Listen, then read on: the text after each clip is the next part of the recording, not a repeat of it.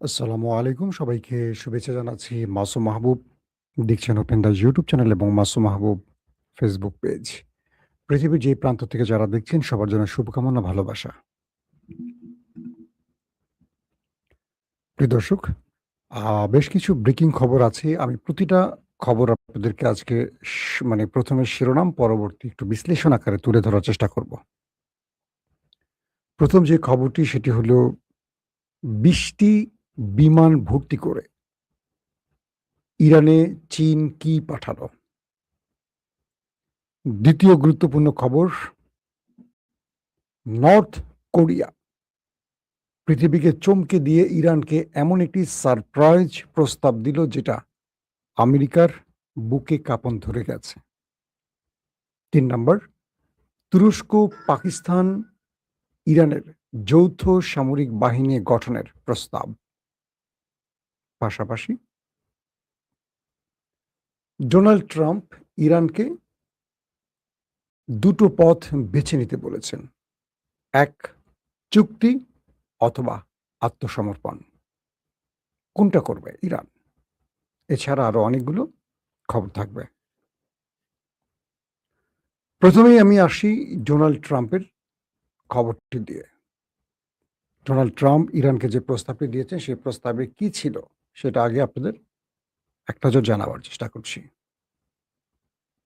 আপনারা শুনতে এবং দেখতে পাচ্ছেন, কোনো প্রবলেম হচ্ছে না তো? প্রবলেম হলে আমাকে একটু কমেন্ট করে জানাবেন। তো আমাদের ট্রাম্প কাকু বলছেন, ইরানের সামনে ২ টি পথ খোলা। ১, চুক্তিতে আসো। ২, আত্মসমর্পণ করো। এছাড়া আর কোনো পথ খোলা নেই।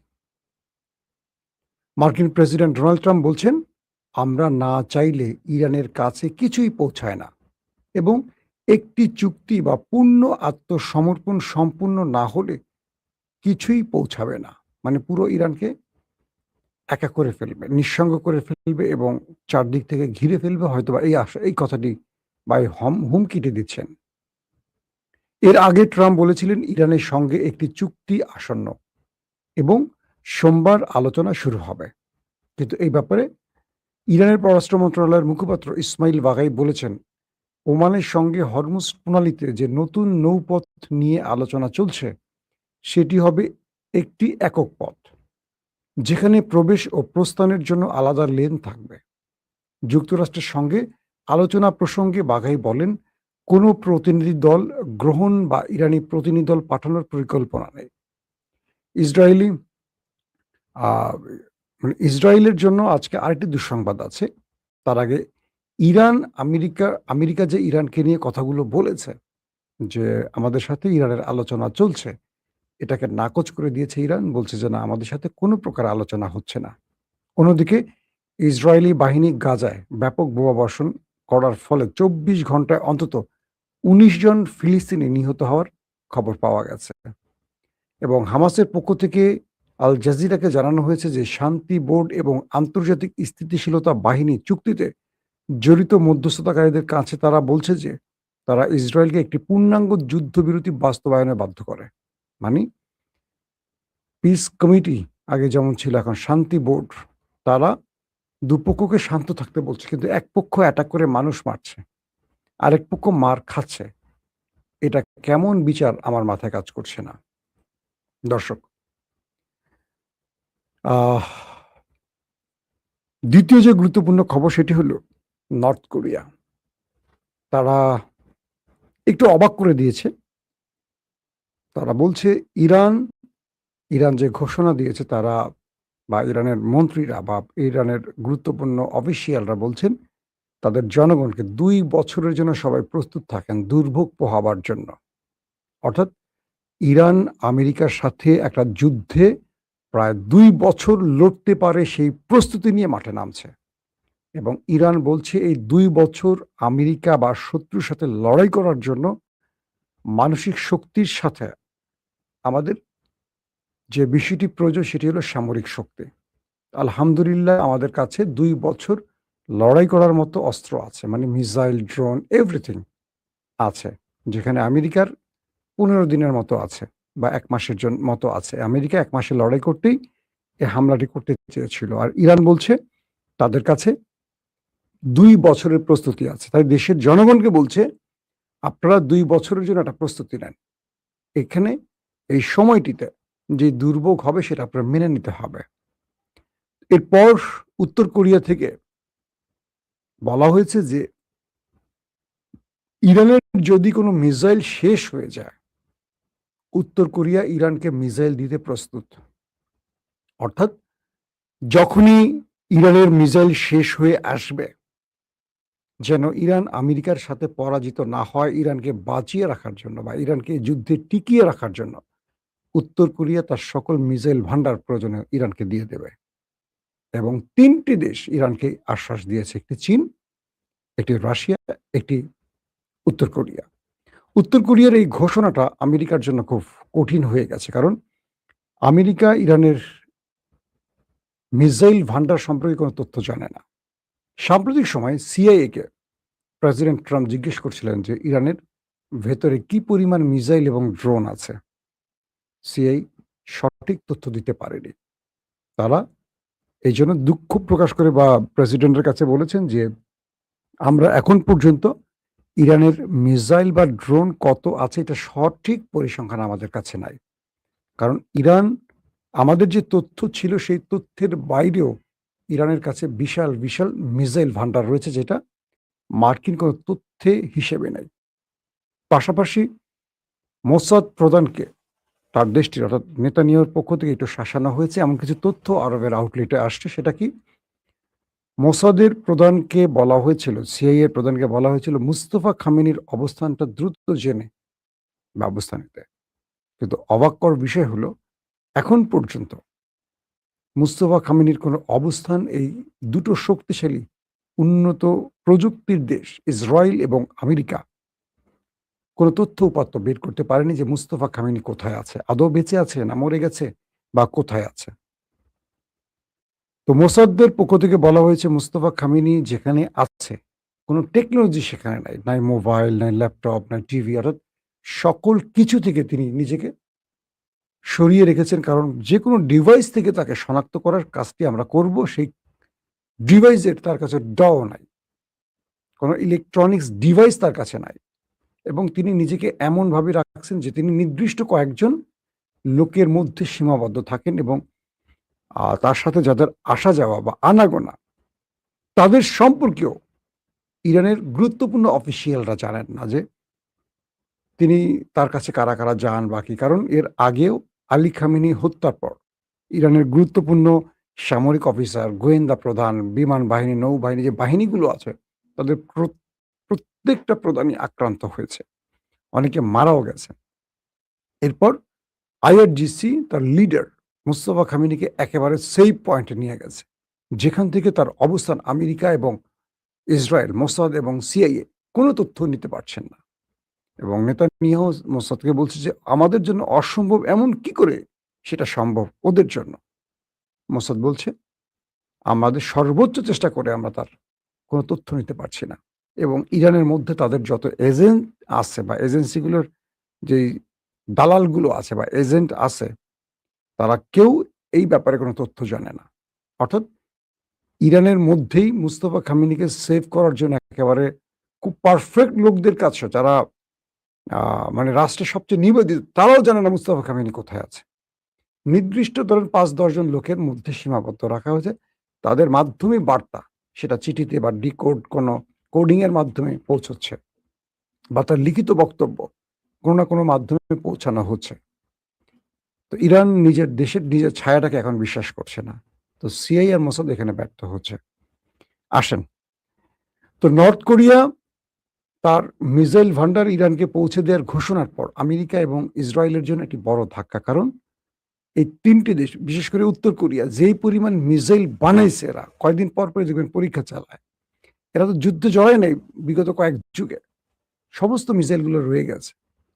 তো এরা যদি মিসাইলগুলো ইরানকে দিয়ে দেয়, এটা তাও এখন না, ইরানের মিসাইল শেষ হওয়ার পর, ধরেন ১.৫-২ বছর পর, তার মানে এই যুদ্ধ আমেরিকা শেষ করতে পারবে না।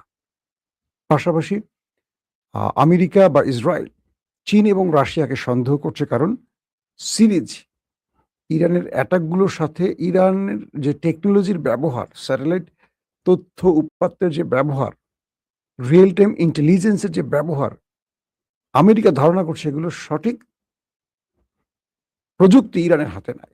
তাহলে ইরান এগুলো পাচ্ছে কোথায়? সন্দেহ করা হচ্ছে রাশিয়াকে। রাশিয়া অস্বীকার করেছে। এরই মধ্যে মিডল ইস্টের এবং পশ্চিমা দুনিয়ার বেশ কয়েকটি গণমাধ্যম দাবি করেছে 20টি বিমান ভর্তি অস্ত্র এসছে চীন থেকে ইরানে।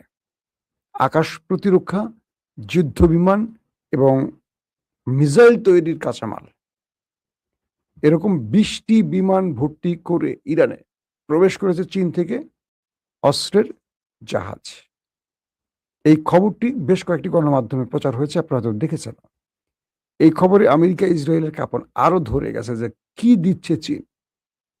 আবার চীনকে জিজ্ঞেস করলে চীন বলবে না তো আমাদের পরিবহন হয়তো বিমান গেছে আলু, পটল, ঝিঙ্গা, হ্যাঁ, দু একটার মধ্যে রাশেদ, দু একটার মধ্যে নুরু থাকতে পারে, মানে এগুলো তো পচা মাল, মাল হিসেবে বিক্রি হয়। রনি থাকতে পারে, কিম্বুত কিমাকার রনি, তো এরকম।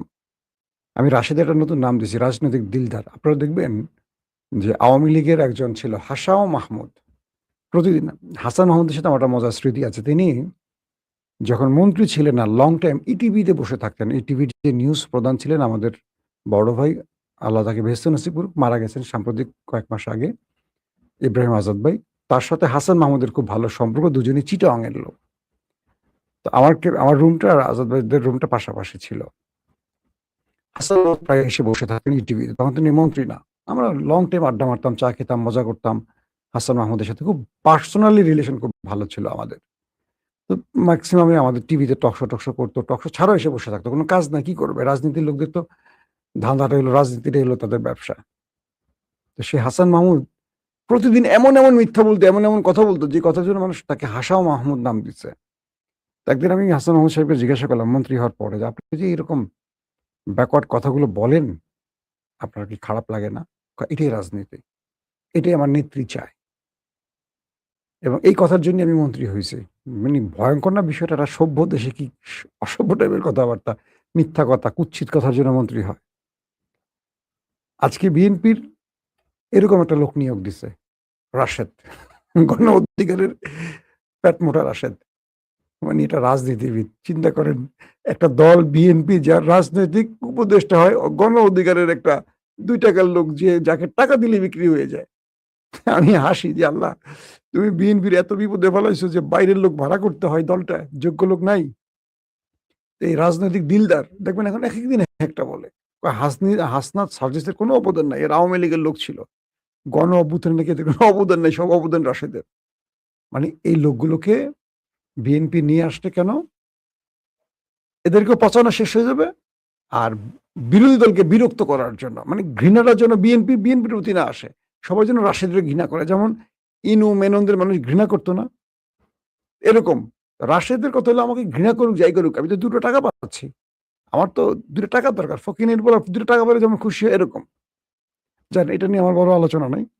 তো এই যে 20টা জাহাজ ভর্তি করে কি এলো, এটা নিয়েও আমেরিকার মোটামুটি কাঁপন ধরে গেছে। দর্শক, তুরস্ক এবং ইরানের মধ্যে একটা আলোচনা হয়েছে। আলোচনাটা হলো যে 2 দেশের প্রতিরক্ষা মন্ত্রী তারা টেলিফোনে কথা বলেছে। তো ইরানের পক্ষ থেকে যে বিষয়টি জানানো হয়েছে কয়েকটি গণমাধ্যমে, মানে ইরানের গণমাধ্যমে, সেখানে বলা হয়েছে যে ইরান তুরস্ককে প্রস্তাব দিয়েছে একটি মুসলিম যৌথ সামরিক নিরাপত্তা বাহিনী তৈরির। বিষয়টা বুঝছেন? এটা কেন? যেমন ন্যাটো তাদের মিত্রদের রক্ষা, বা ন্যাটোর আর্টিকেল 5 অনুযায়ী এক দেশ আক্রান্ত হলে আরেক দেশ তাকে বাঁচাবার জন্য ঝাঁপিয়ে পড়বে। এটা মুসলমানদের মধ্যে এই ঐক্যটা নাই। তো ইরান খুব পারফেক্ট টাইমে এসে এই প্রস্তাবটি তুরস্ককে দিতে, শুধু তুরস্ক নয়, তুরস্ক থাকবে, পাকিস্তান থাকবে, মিশর থাকবে, সৌদি আরব থাকবে, আরো অনেক মুসলিম দেশ থাকবে, হয়তো বাংলাদেশ, পাকিস্তানও থাকবে, বাংলাদেশে থাকতে পারে। যদিও বাংলাদেশ থাকবে না, কারণ বাংলাদেশে তো বিএনপিকে আমেরিকা একটা সারপ্রাইজ দিচ্ছে ক্ষমতা, তা আমেরিকার ধমকে তারা আসবে বলে মনে হয় না। কি রিপোর্টটা একবার আমি ইরানের গণমাধ্যম থেকে শোনাই। ব্রিগেডিয়ার জেনারেল সৈয়দ মজিদ ইবনে রেজা তুরস্কের প্রতিরক্ষা মন্ত্রী ইয়াসের গুলারের সাথে এক ফোনালাপ করেছেন। সাম্প্রতিক যুদ্ধ দেখিয়ে দিয়েছে যে আঞ্চলিক নিরাপত্তা অবশ্যই এই অঞ্চলের দেশগুলোকে নিশ্চিত করতে হবে। ইরান, তুরস্ক, পাকিস্তান, সৌদি আরব, মিশর এবং অন্যান্য মুসলিম দেশগুলোকে নিয়ে একটি নিরাপত্তা জোট গঠনের প্রস্তাব ইরান দিয়েছে তুরস্ককে।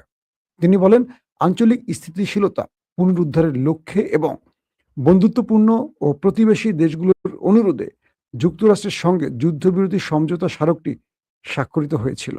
তবে তিনি আরো বলেন, ওয়াশিংটনের কথা ভঙ্গের দীর্ঘ ইতিহাস থাকায় অপর পক্ষের উপর ইরানের কোনো আস্থা নেই এবং যে কোনো লঙ্ঘনের যথাযথ জবাব দিতে দেশটির সশস্ত্র বাহিনী পুরোপুরি প্রস্তুত রয়েছে। ইরানের শীর্ষ প্রতিরক্ষা কর্মকর্তা গাজা, লেবানন, সিরিয়া ও ইরানের ইসরায়েলি কর্মকাণ্ডের নিন্দা জানিয়ে বলেন, মার্কিন সমর্থন জায়নবাদী শাসনকে টিকিয়ে থাকতে দীর্ঘায়িত করেছে। অর্থাৎ আমি একটু বুঝিয়ে বলি, রিপোর্ট অনেক সময় পড়লে আপনাদের ধরতে কষ্ট হয়। তারা বলছে যে আমেরিকা জায়নবাদীদের এমনভাবে লালন করছে, লেবানন, গাজা এবং বিভিন্ন অঞ্চলে তারা অ্যাটাক করছে, কিন্তু মুসলমানরা কার্যত কোনো ব্যবস্থা নিতে পারছে না, কিছু করতে পারছে না। তো এখন যদি এই মুসলমানদের জাতীয় একটা মানে তাদের নিরাপত্তা বা যৌথ নিরাপত্তা বা যৌথ সামরিক বাহিনীর যে প্রস্তাব এটা তৈরি হয়, তখন মুসলমানরা সম্মিলিতভাবে ওদেরকে সাইজ করতে পারবে, ওদের বিরুদ্ধে যে কোনো মুসলিম রাষ্ট্রের পক্ষে দাঁড়াতে পারবে। তো এই প্রস্তাবটি পছন্দ হয়েছে তুরস্কের। তুরস্ক এই ব্যাপারে সম্মতি জানিয়েছে এবং তারা বলছে তুরস্ক হয়তো যেহেতু ন্যাটোর দেশ একটা ভাষাগত পরিবর্তন দিয়ে এই যাত্রাটা করতে পারে। কিরকম? সন্ত্রাস বিরোধী চুক্তি। তুরস্ক বলবে এটা আমাদের প্রতিবেশী, যেহেতু আঞ্চলিক দেশ। তুরস্ক, পাকিস্তান, ইরান, এটা কিন্তু সব প্রতিবেশী দেশ। ইরানের সাথে তুরস্কের বর্ডার, ইরানের সাথে পাকিস্তানের বর্ডার, পাকিস্তানের সাথে আফগানের বর্ডার, আফগানের সাথে ইরানের বর্ডার, ইরানের সাথে কুয়েত, এরকম ইরাক, এই বর্ডারগুলো আছে। সবকিছু মিলে আঞ্চলিক দেশগুলোর মধ্যে এই যৌথ সামরিক চুক্তিটি আগামী দিনে আমেরিকার বিরুদ্ধে, এবং এই মুসলিম দেশগুলো এইটুকু বুঝছে যে আমেরিকাকে গালফ থেকে, আরব দেশ থেকে তাড়াতে হলে এই চুক্তিটা খুব জরুরি, এবং কেউ চায় না আরবের বা এই অঞ্চলে আমেরিকা থাকুক। এবং এটাই ইরানের মূল কৌশল, যে এখানে তারা সামরিক একটা যৌথ বাহিনী তৈরি করলে আমেরিকা চলে যাবে। আমেরিকা চলে গেলে ইসরায়েল ফুস বেলুনের মতো শেষ, কারণ তখন পুরোটাই কন্ট্রোল থাকবে ইরানের হাতে। গাজায় আক্রমণ বলবেন, লেবাননে আক্রমণ, ওলাই সাহস মরে গেল আর করবে না। সো এটি একটি আজকে বিগ মেসেজ আমাদের জন্য, যে ইরান তুরস্ককে প্রস্তাব দিচ্ছে এবং তুরস্ক এটা নিয়ে রীতিমতো এখন কাজ করা শুরু করছে। দুই দেশের প্রতিরক্ষা মন্ত্রীদের মধ্যে আলোচনা হয়ে গেছে। পাশাপাশি যুদ্ধ পরিস্থিতি নিয়ে আব্বাস আরাকচি, ইরানের পররাষ্ট্রমন্ত্রী, পাকিস্তানের পররাষ্ট্রমন্ত্রী ইসাকদার এবং ওমানের পররাষ্ট্রমন্ত্রীর সাথে কথা হয়েছে। তাদের মধ্যে এখন হরমুজ প্রণালী ওয়ান ওয়ে বা টু ওয়ে, এই প্রক্রিয়াগুলো নিয়ে এখন আলোচনা চলছে। তো এটা নিয়ে আর লম্বা খবর দিতে চাচ্ছি না, তাদের মধ্যে যে আলোচনা চলছে। তবে ইরান বলে দিয়েছে যে আমাদের পথ, আমেরিকা যে পথের কথা বলে দিয়েছে, আমরা জানিয়ে দিচ্ছি আমাদের পথ একটাই, দুটো না, আমাদের পথ একটাই। সেটা হলো আমেরিকাকে এই অঞ্চল থেকে ছেড়ে চলে যেতে হবে। হরমুজের সকল অধিকার ইরানের থাকবে। এই ব্যাপারে আমেরিকার কোনো সিদ্ধান্ত কখনো মেনে নেওয়া হয়নি, মেনে নেওয়া হবে না। কিন্তু এরই মধ্যে ইসরায়েলের সাথে আমেরিকার বিরোধ ছড়িয়ে পড়ছে। কি সেটা? হঠাৎ করে আক্রমণ করবে আর ফিউ সেকেন্ড বা কি বলবো আওয়ার, 1 ঘন্টা বা 2 ঘন্টা পর আমেরিকা আক্রমণে যাবে। এই সময় হঠাৎ করে বিভিন্ন দেশের চাপে পড়ে ট্রাম্প যুদ্ধ থেকে বেরিয়ে যাওয়ার ফলে অবাক হয়ে গেছে ইসরায়েল, কারণ ইসরায়েলও রেডি ছিল অ্যাটাকে যাওয়ার। ইসরায়েলের বক্তব্য বলল, ট্রাম্প তুমি আমার অনুমতি নিচ্ছ, তুমি আমাকে তো বলছো যুদ্ধের জন্য রেডি হইতে, আমি রেডি, তুমি নিজে একা সিদ্ধান্ত নিয়ে যুদ্ধ থেকে বেরিয়ে গেছো, এটা হয় নাকি? এখন ইসরায়েলের স্বপ্ন ভঙ্গ হয়ে গেছে। ইসরায়েল যে কোনোভাবে আমেরিকাকে দিয়ে ইরানকে শেষ করতে চায়, নিজে তো পারে না আমেরিকাকে দিয়ে, কিন্তু আমেরিকা বারবারই মাইনকা চিবায় পরে আটকে যায়।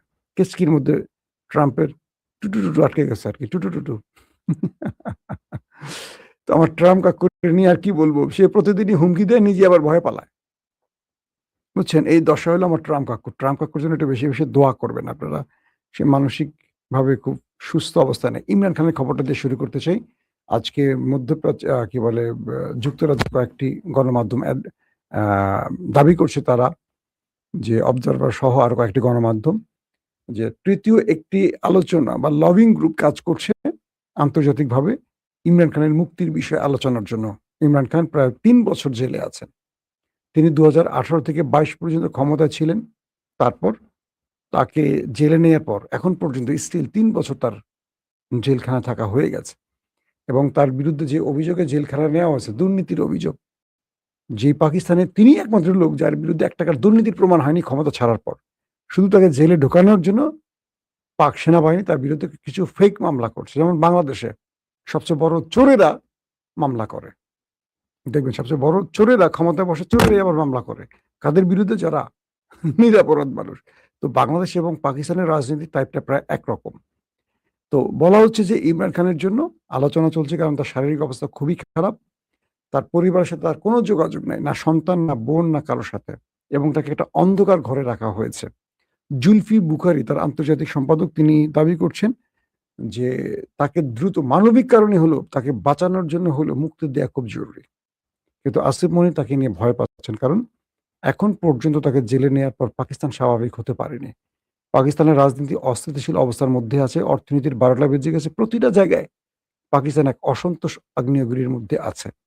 আসিফ মনির তাকে বের করলে তাকে সামাল দিতে পারবেন কিনা এই টেনশনে আছে। কিন্তু সবার ঊর্ধ্বে হলো কাফতানের জীবন। কয়েদি নাম্বার ৮০৪ এর জীবন যদি না রক্ষা হয় এবং আল্লাহ না করুক কোনো কারণে তিনি জেলে যদি মারা যান, আসিফ মনির এই দেশ সামলাতে পারবেন না। হাজার, হাজার মানুষের প্রাণ চলে যাওয়ার সংখ্যা রয়েছে। তো যুক্তরাজ্যের গণমাধ্যমগুলো যে দাবিটি করছে, শিগগিরই ইমরান খান মুক্তি পেতে পারেন এমন আলোচনা চলছে ভেতরে, ভেতরে। আমরাও আশা রাখতে চাই যেন এমন কিছু একটা ঘটে। নতুবা পাকিস্তান যে অবস্থা চলছে, এই অবস্থাটা আসলে বেশিদিন চলতে দিলে এই মুসলিম রাষ্ট্রটা ধ্বংস হয়ে যাবে। আল্লাহ হাফেজ।